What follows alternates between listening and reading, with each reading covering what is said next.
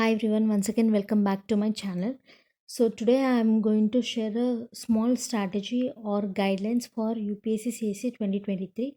So I am going to share this strategy now because after seeing the question paper of 2021, I think most of the aspirants who are aiming for 2022 should start their preparation early, so that what happens is whenever whatever questions come from UPSC, they will be ready to face it. So today I will tell you how to make an ideal schedule for UPSC 2023. So we all know that every year UPSC conducts the exam in June or July. So keeping that date in mind, what I have done is I'm assuming that 2023 prelims will be in June. Assuming that date, we have 18 months time left with us, including this November from.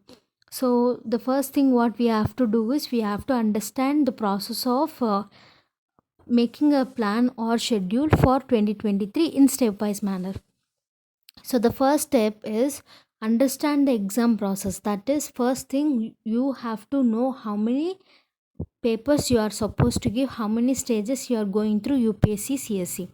So what the exam process of UPSC is, the first thing is you will write your prelims in June or July. So once you have finished your prelims examination, that is once you have qualified the prelims, the next thing you will write your mains examination after 2 to 3 months.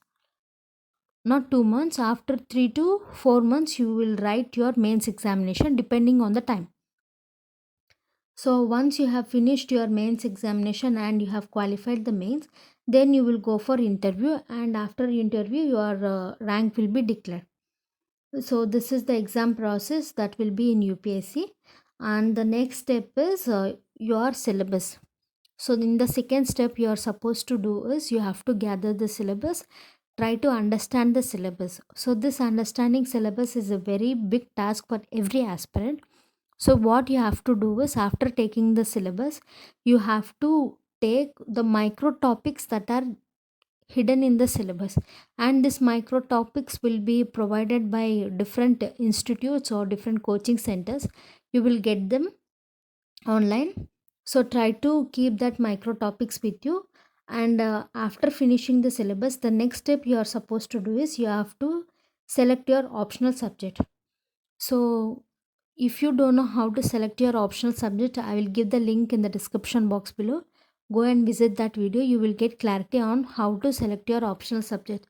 So once you have taken your optional, the next step you are supposed to do is you have to set your priorities.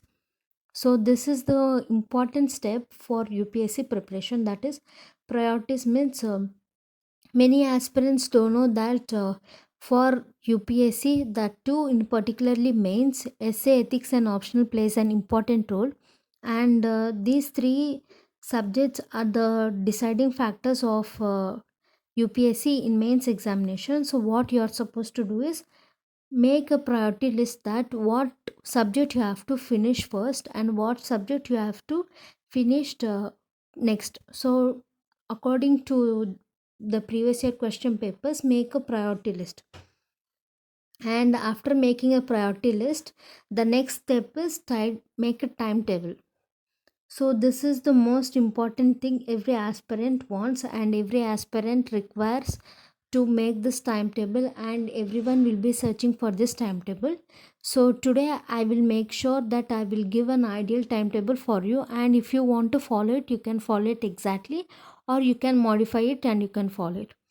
So coming to the timetable, as I already told you, we have 18 months left with us.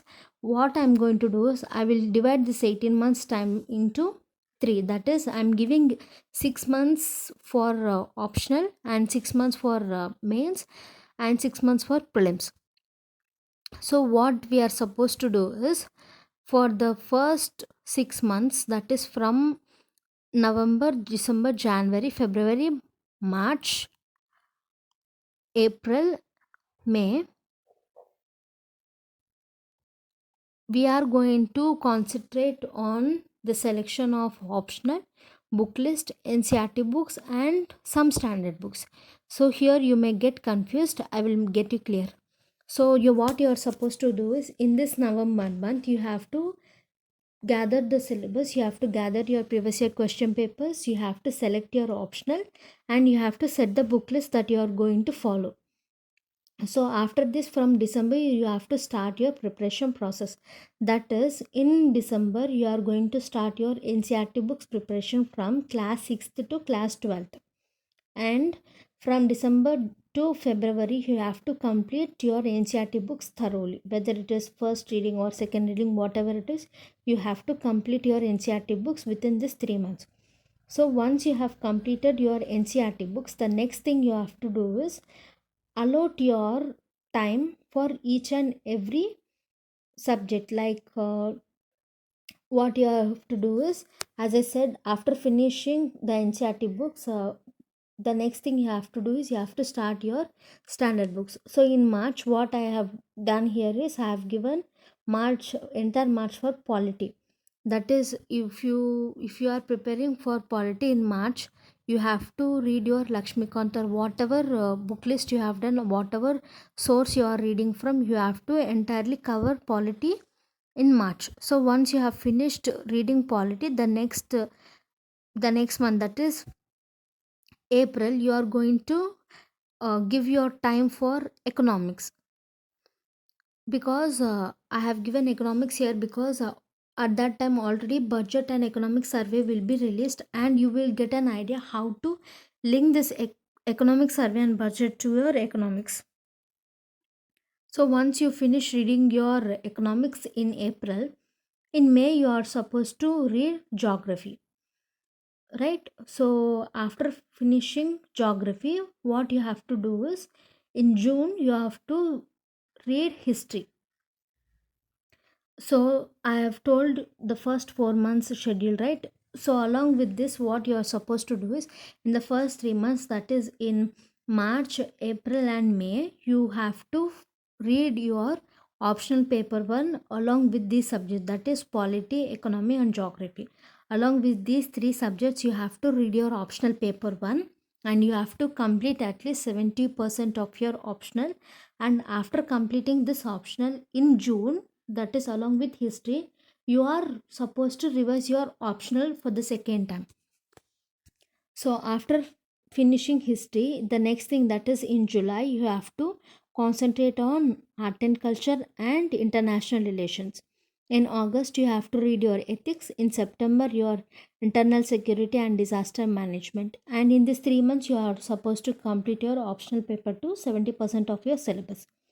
And in October, you are supposed to read environment and ecology and science and technology. And along with this, you are supposed to revise your optional paper too.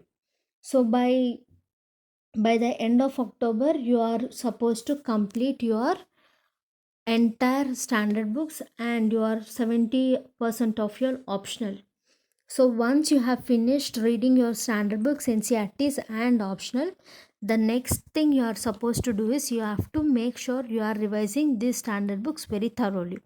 That is, after October, you are left with nearly 4 months. So in these 4 months, you have to complete the revision of these standard books, and you should be ready for your mains. So in these 4 months, what you are supposed to do is, as I said, in November, December, January, and February, divide your subjects and keep that subjects. Divide your subjects and keep the syllabus with you, and start revising that subject in these 4 months along with your answer writing. So this is the time when you have to start writing your answers. That is, in this 4 months, try to master answer writing practice. So once you have finished writing answers and once you have finished your standard books, from March, April, and May, try to give your full concentration for prelims. And after that, prelims exams will come, and you have to go and appear for prelims. So this is the ideal schedule one should follow. And here I have given a brief schedule. I am not asking you to follow this same schedule.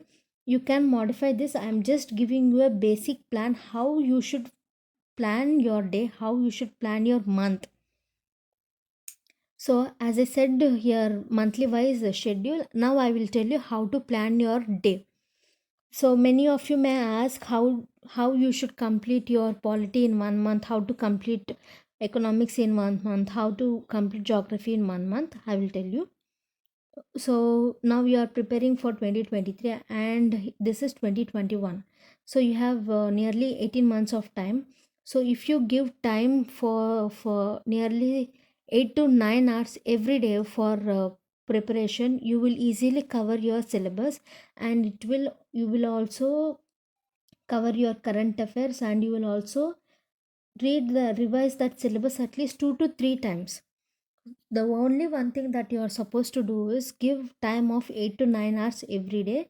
Like as a beginner, it will take 3 hours of time for your newspaper reading. Gradually reduce that time and keep that time for 45 minutes to 1 hour.